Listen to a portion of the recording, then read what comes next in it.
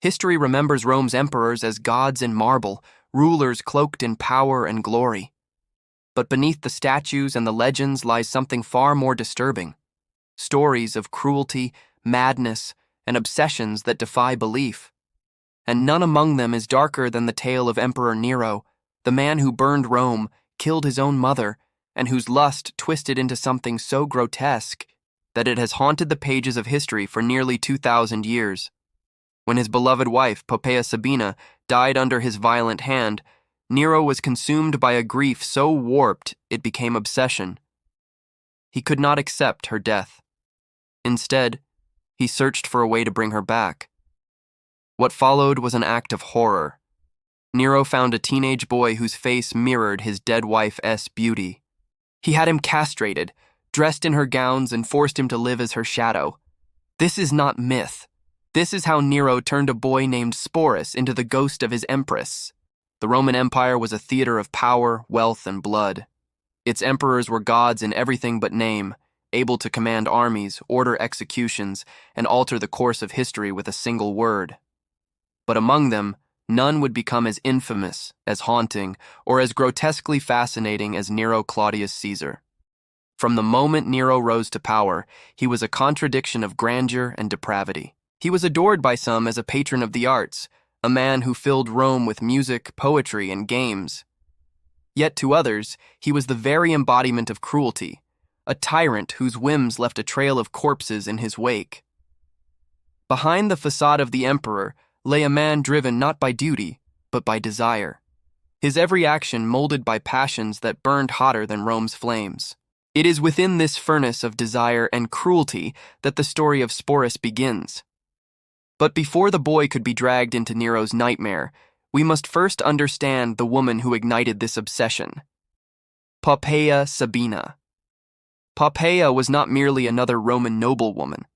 She was ambition personified, renowned for her beauty, manipulative skill, and a cunning ability to bend men of power to her will. Ancient historians wrote of her as dazzling, almost hypnotic, with skin as pale as marble and a face framed with golden hair. She embodied the Roman ideal of feminine beauty, but beneath her elegance was steel. She first became Nero's mistress while he was still married to Octavia, the daughter of Emperor Claudius. Octavia was dutiful, politically convenient, but unremarkable in comparison to Poppaea's fire. Poppaea knew this, and she played her role well. She seduced Nero not just with her body, but with whispers of what he could become. An emperor unshackled, a man who need not be bound by politics or family. When Octavia stood in the way, Nero did what came naturally to him. He destroyed her. He accused her of infertility, forced a divorce, and later executed her under fabricated charges. The Roman people who adored Octavia were horrified, but Nero no longer cared for public opinion. He had Poppaea, and with her he felt invincible. Yet passion in Nero was never stable. It flared like an uncontrolled fire, sometimes tender, often violent, and always dangerous. Poppaea became his empress, his constant companion, and for a time, he adored her. But adoration in Nero's world was fragile. In 65 CE, during one of their many quarrels, Poppaea was pregnant with Nero's child. She had learned how to temper his storms, but on this day, she miscalculated. Some sources claim she criticized him. Others suggest she confronted him about his excesses. Whatever the cause, Nero lashed out in a fit of blind fury. Ancient writers describe the scene in chilling simplicity. A kick, brutal and sudden, struck her belly. The blow killed both Poppaea and their unborn child. The palace fell silent. The emperor who had conquered kingdoms now stood over the body of the woman he claimed to love, broken by his own hand. It was more than murder. It was an annihilation of the only person who had matched his passion. One might expect Nero to have discarded her memory as he had discarded so many others. But this time, something was different. Poppaea was not just another victim. She was the one woman he truly desired, the one he had elevated above all others. Her death carved a wound in Nero's mind that festered into obsession. He ordered her body embalmed in perfumes and laid in state with imperial honors. The funeral was extravagant. gilded with incense and music. To the watching Senate, it was a display of imperial mourning. But for Nero, it was not enough. He was seen wandering the palace halls, calling her name, unable to eat, unable to rest. He demanded statues of her, portraits of her, images that would keep her alive in every corner of his world. But statues and paintings were cold. They did not smile. They did not speak. And Nero, in his madness, longed for more. He wanted Poppaea back, not as a memory, not as a ghost, but as flesh and blood. It was during this descent into grief that Nero began searching. He sought astrologers, magicians, even rumors of necromancers, anyone who could bridge the gap between life and death. Rome was no stranger to superstition, and whispers spread that the emperor dabbled in forbidden rites, desperate to summon Poppaea's spirit. But as time wore on, one terrible truth became clear. He could not resurrect her. And so his obsession shifted. If Poppaea could not return, perhaps she could be recreated. It was in this twisted state of mind that Nero's eyes fell upon a boy, young, delicate, and cursed with a beauty that resembled his dead wife. His name was Sporus, and he would become the emperor's most grotesque creation. The streets of Rome teemed with life, merchants shouting their wares, beggars crying for alms, slaves rushing at the command of masters.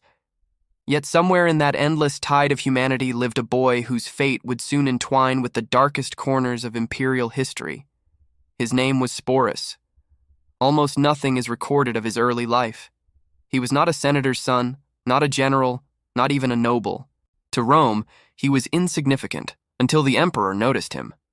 Ancient writers describe him as fragile in frame, gentle in demeanor, and strikingly beautiful. But what sealed his fate was something more uncanny.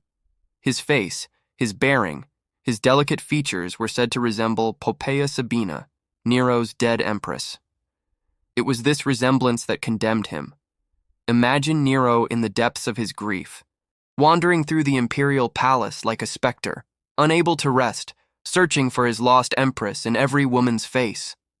And then he sees Sporus, a boy, barely in his teens, whose appearance struck him like a ghost stepping out of memory. To Nero's deranged heart, it was as though Poppaea had returned in another form.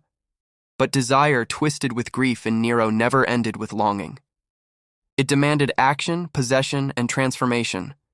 And so, the emperor who could command legions, who could bend the Senate with a word, made his decision. The boy would become Poppaea. To the Romans, masculinity was sacred, tied to honor, politics, and military duty.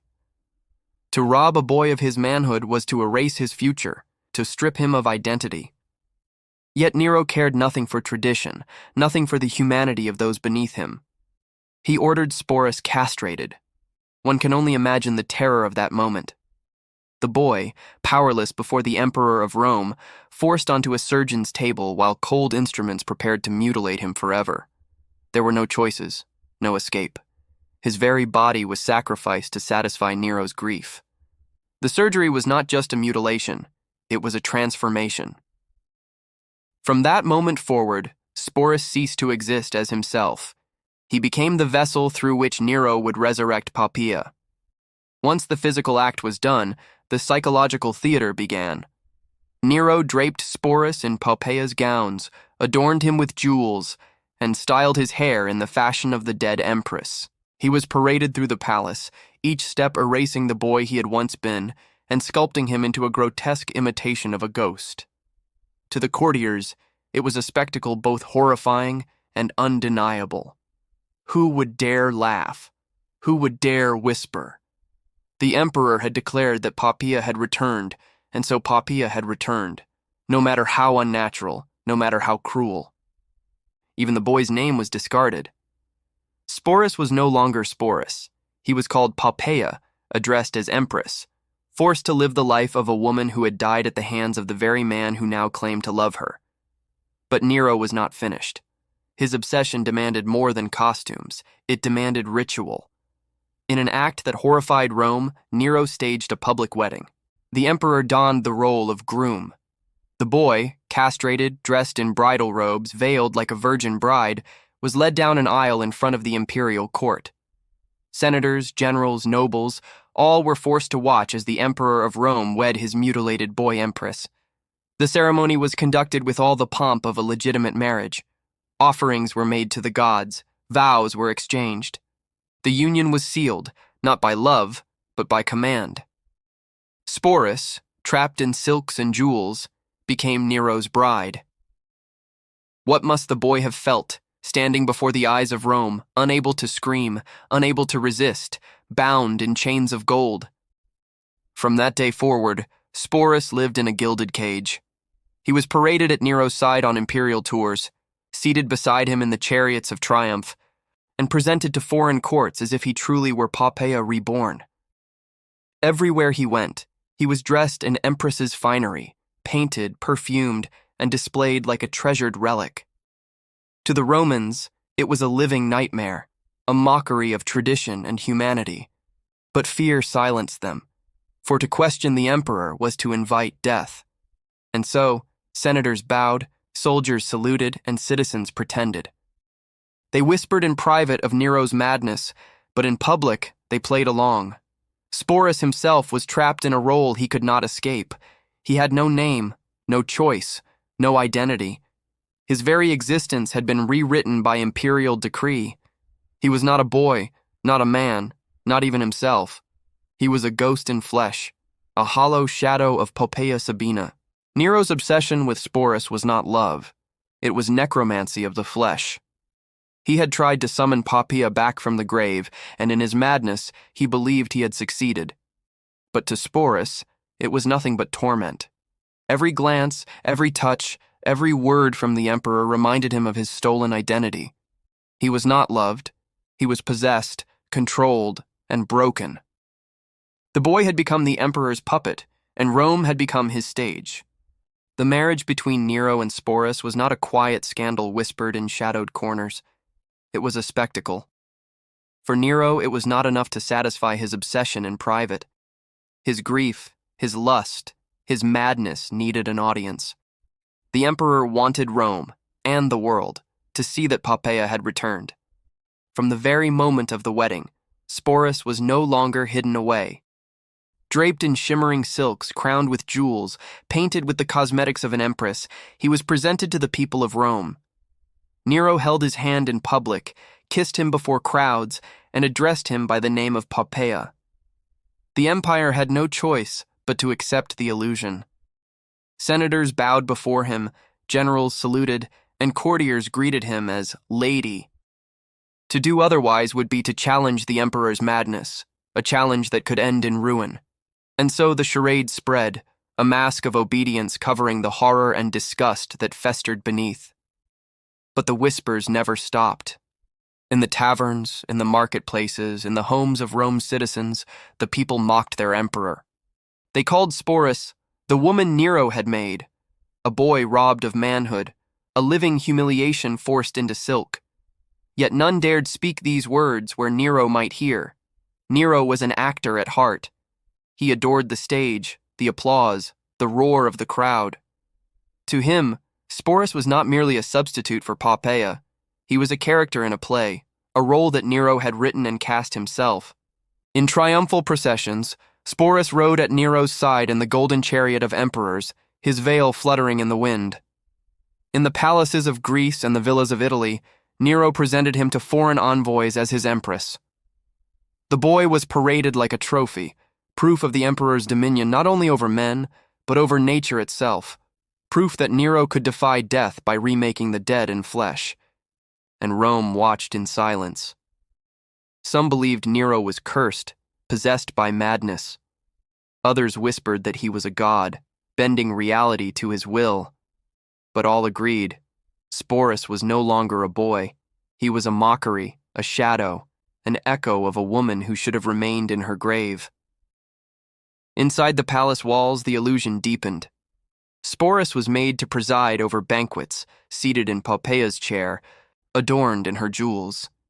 He poured wine for guests, offered words of welcome, and played the role of empress in every detail. To refuse would have been death. But beneath the silks and perfumes, Sporus was hollow. His laughter was forced, his gestures rehearsed. Behind the painted veil of femininity lay despair. Each day he was reminded that he was no longer himself, that he had been erased and rewritten to satisfy the Emperor's madness. Even in private, Nero never let him forget. The Emperor whispered to him as though he were Poppaea returned, spoke of memories the boy had never lived, and demanded affections the boy could not give. For Sporus, there was no escape. His very existence had become a prison of flesh and gold. For the senators, the generals, and the noble families of Rome, Sporus was more than a tragedy. He was a humiliation. To bow before him was to acknowledge Nero's madness as reality. Yet they did it, out of fear. The Praetorian Guard, loyal only to Nero's gold, ensured silence. Still, unease spread. Rome had tolerated emperors who killed, who schemed, who indulged. But this grotesque parody of love was something else entirely. It was as if Nero had declared war on the very dignity of Rome. And yet, the empire endured. The people obeyed. The Senate bowed. Because in Rome, survival often demanded silence. For Nero, however, the illusion was perfect. He spoke of Sporus as though he were truly Poppaea, declaring his love with drunken tears, showering him with gifts, and parading him as proof of his power. To him, there was no distinction between reality and fantasy. But the truth was that Sporus was not Poppaea. He was not a woman, not a lover, not a willing partner. He was a boy mutilated and enslaved, trapped in the shadow of a ghost. And no matter how much silk Nero draped over him, no matter how many jewels he piled upon him, the illusion was empty. The emperor's love was not love at all. It was possession, obsession, and madness dressed in the garments of affection. Thus, the empire became a theater of shadows. Nero played the grieving husband, Sporus the resurrected empress, and Rome the silent audience. Day after day, year after year, the charade continued. But shadows cannot last. The deeper Nero fell into obsession, the more fragile his world became. The empire groaned beneath his excesses, his enemies sharpened their daggers, and even the Praetorian Guard began to whisper betrayal. And when Nero finally fell, Sporus would find himself cast adrift once more, passed from one master to another, used as a symbol, a plaything, a pawn in games of power.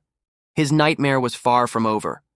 The empire that Nero ruled like a stage could not endure his madness forever. His extravagance drained Rome's treasury, his cruelty alienated the Senate, and his grotesque charade with Sporus made him a figure of ridicule even among those too afraid to laugh aloud. For years, fear had protected him, but fear cannot silence discontent forever. By 68 CE, rebellion stirred across the empire. Generals in Gaul and Spain raised their banners against Nero, and even the Praetorian Guard, his shield of power, began to waver. The Senate, once cowed, now whispered of treason. The emperor, who had once been untouchable, was now surrounded by enemies. Inside the palace, the golden halls grew quieter. Banquets dwindled, musicians fell silent, and courtiers slipped away in the night. Nero, once adored by cheering crowds, now walked through empty corridors haunted by echoes of songs and laughter that no longer existed. And always at his side was Sporus, still veiled, still adorned, still forced to play the role of a ghost, even as the empire collapsed around them. When at last the Senate declared Nero an enemy of the state, the emperor fled. He disguised himself, hiding among servants, terrified of capture. He was no longer a god, no longer a ruler, only a man consumed by fear. Sporus followed him into exile, dragged along like a shadow of his obsession. One can imagine the terror within the boy. The fall of his captor did not mean freedom. If Nero fell into enemy hands, Sporus's fate was uncertain. He was too closely tied to the emperor's shame, too much a symbol of his madness. And so, when Nero, cornered and abandoned, pressed a dagger to his own throat, Sporus was there. The boy who had been forced to play his bride, who had been mutilated and paraded before the empire, witnessed the final act of the emperor's tragedy. Nero's last words. "What an artist dies in me," echoed in the air as his blood stained the ground. For Sporus, it was not liberation. It was the beginning of another nightmare. With Nero's death, Rome convulsed into chaos. The year of the 4 emperors had begun, as generals and politicians clawed for power. And in this struggle, Sporus was not forgotten. He was no longer Nero's bride, but his role as Poppaea's ghost had branded him forever. To possess Sporus was to possess a living symbol of Rome's darkest scandal, and so he was claimed not by compassion, but by ambition. First came Nymphidius Sabinus, the Praetorian prefect who had betrayed Nero. Sabinus took Sporus into his household, treating him as though he were a prize, a spoil of war. He paraded him before others, mocking Nero's memory by flaunting the boy he had loved. For Sporus, it was another gilded prison, another master, another humiliation. But Sabinus's reign was short. He was killed by his own men before he could seize the throne, and Sporus was passed on again, like a possession, never a person. The next to claim him was Otho, a man with his own ties to Poppaea. Before Nero had taken her as his wife, she had been Otho's lover. And now, in a grotesque twist of fate, Otho took Sporus for himself. To Otho, Sporus was not just a captive. He was a mockery of his own past, a cruel reminder of the woman he had lost to Nero. Some accounts suggest Otho dressed Sporus once more as Poppaea, continuing the masquerade. Others hint that he intended to force the boy into a public humiliation, even worse than Nero's parody of marriage. For Sporus, the walls closed tighter. He had been trapped by Nero's obsession, then mocked by Sabinus, and now threatened by Otho's cruelty. Each new master turned his life into another grotesque play, another stage of humiliation. By now, Sporus had lived years in the shadow of Poppaea, castrated, veiled, dressed, paraded, mocked, enslaved. He had no future, no escape, no chance of reclaiming himself. He was not a boy, not a man, not even Sporus anymore. He was a ghost, forced to walk in flesh. When Otho prepared to use him in yet another public spectacle, a display that would have stripped away the last remnants of his dignity, Sporus made his choice. He refused. Rather than endure one more act of humiliation, he took his own life. No historian records the exact manner of his death. Some say he stabbed himself, others that he poisoned himself. What matters is that, in his final act, Sporus reclaimed the only thing that had not been stolen from him, his will. And then, silence. The boy who had been forced into silk, who had been called Poppaea though he was not, who had been paraded as a bride to an emperor, was gone. Rome moved on. The empire forgot him. His name survived only in the writings of historians who marveled at Nero's madness. But behind those words is the shadow of a human life destroyed by obsession. Sporus was not a ghost, not an empress, not a parody. He was a boy whose existence was erased by power, grief, and lust. His story reminds us that history is not only written in marble statues and golden crowns, but in the suffering of those crushed beneath them. History often paints emperors as legends, warriors, conquerors, men carved into stone and memory. But the story of Nero and Sporus reminds us that behind the grandeur of power lies something darker, the human cost of obsession. Nero could not accept loss. He could not face the silence left by Poppaea's death, and so he tried to rewrite reality itself. He found a boy, mutilated him, stripped him of his name, and forced him into the image of a ghost. To Nero, this was love. To Rome, it was madness. To Sporus, it was hell. And in the end, what did it create? Not resurrection, not comfort, not redemption, only shadows. Nero died disgraced, abandoned by the empire he thought he ruled forever. Sporus died by his own hand, refusing to be paraded one last time. The love Nero claimed was nothing but a mask for possession, grief twisted into cruelty, passion corroded into tyranny. 2,000 years later, their story still unsettles us, not because it is distant, but because it feels frighteningly human. It is the tale of grief that becomes obsession, of desire that becomes destruction, of power that consumes not only its victims but itself. Nero thought he had conquered death by remaking Poppaea, But what he truly created was a nightmare that destroyed them both. And perhaps that is the most terrifying truth of all. Not even an emperor can command the dead.